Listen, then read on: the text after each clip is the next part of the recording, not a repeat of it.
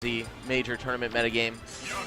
And speaking of breathing new life into a character, I think Void did exactly that when he kind of like came into his own as a top player. We already had Mr. R at the top, very, very dominant Sheik player since day one of this game, but Void kind of showed the other side of this character. I was actually playing Void earlier because I was actually in Wadi's pool.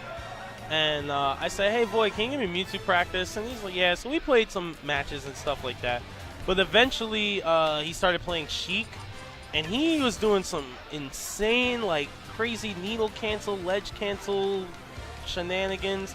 I was like, what the hell is going on? This guy is nuts. Void's movement and Trixie's are on another level, man. But to Ramen's point, just he's like the Bret Hart of Sheik, man. Just the epitome of excellence and execution, man. He gets you, and it's textbook. Boom, boom, boom. Doesn't mess up. Keeps everything. He's clean, man. Yeah, keeps the everything. Prince of Persia's clean. Yeah, low committal, and you know, keeps that pressure on. So this is going to be a great set. Mr. R and Void, the two best Sheik mains in the entire world. Yes, definitely, and really in contention all the time for that #1 spot. They're friendly to each other, you know. There's no bad blood or anything, but you know that there's a lot riding on this set for both of these guys right now. Even though, of course, one set, and especially in a Ditto matchup, really doesn't mean all that much. They want to prove to the world that the other is better.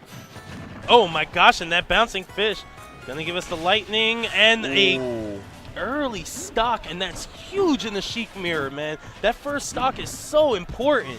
Yeah, you're going to be seeing a lot of percent tacked on throughout these games here. You know, maybe not any stocks taken before like 100. Aside from any silly stuff like that, like, and especially seeing Sheik not able to recover to the stage. Yeah, that was cute. That was great. Oh, wow. But See, it wasn't before 100. Yeah, it was at 100. All right, so we're back to even here, but only one stock left. Very nice by Mr. R.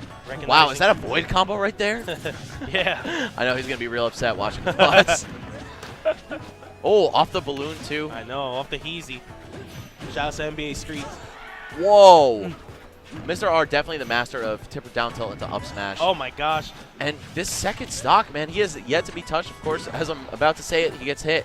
But this is looking very dominant for the Prince of Persia right now, the master of Europe. And the forward smash going to do it. And I was about to say, now that Void had all that rage, we wouldn't be able to see as many extended combinations here to get that percent deficit down. You would have to do one or two more progressions to get back into it and get that percent even. But Mr. R just, like as you said, dominant that last stock, getting that forward smash, getting the KO, and getting game one here.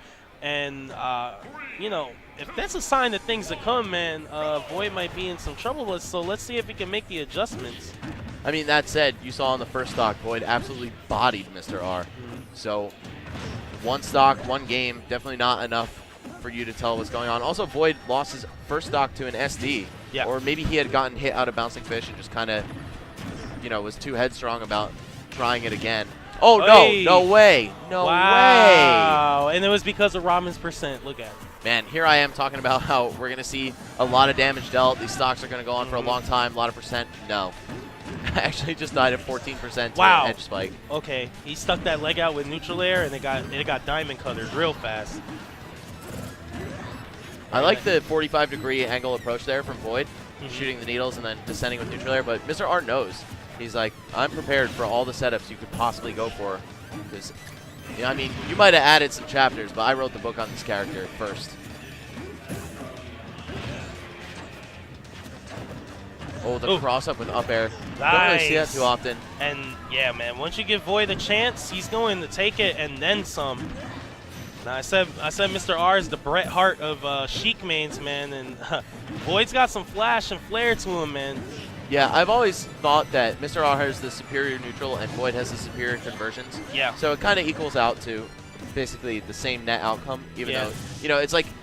Void's the Rock. Everything he does looks cool and it hurts. Yeah. So oh my gosh, that was super close to hitting that bouncing fish. Beautiful neutral air. Another nair. In between the second to last and last hits of up air. Insane. And you see, that's classic Ramen right there. the nairs by the ledge, and then always aware of that secondary option. As you see right there, multiple times that nair was blocked, and he was already ready to do the next thing. Wow. Bouncing fish off of the Trump attempt. Void had to buffer. Oh! Oh my gosh! Single hit falling up air into down smash. Mr. R stepping it up.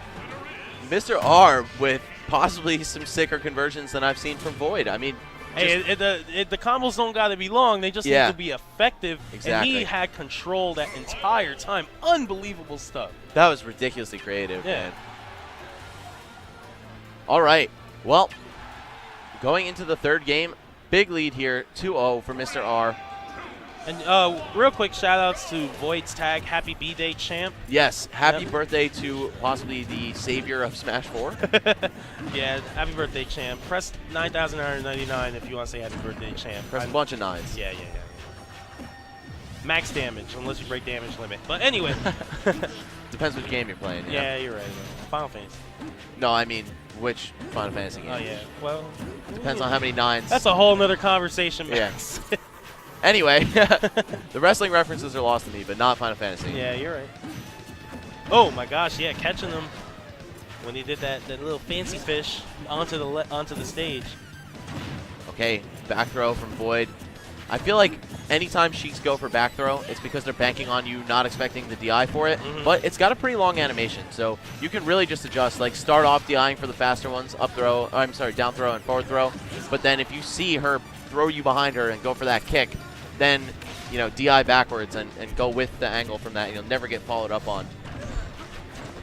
Oh, very close to that up air connecting. Wow, back air to F smash block string from Mr. R. Yeah, and Mr. R really made that kind of famous, I think. Yeah. He really presented that to the table. Cross up air into forward smash. Mr. R going to get the up air 107. That first stock has fallen for Void. And even though that was a super early kill and Mr. R crossed up his DI, Void knew that and he went for the proper cross up DI and still died anyway, just because of the rage. Okay, Mr. R taking him off the left so far. Nice, avoids the needles. Void kind of hanging in there, but he got opened up. Oh, I like that by Void, staying centered right there, getting that grab in during Ramen's attempted string. You can just see that these guys are not falling for each other's nonsense, really. Yeah. Yeah, both players extremely educated.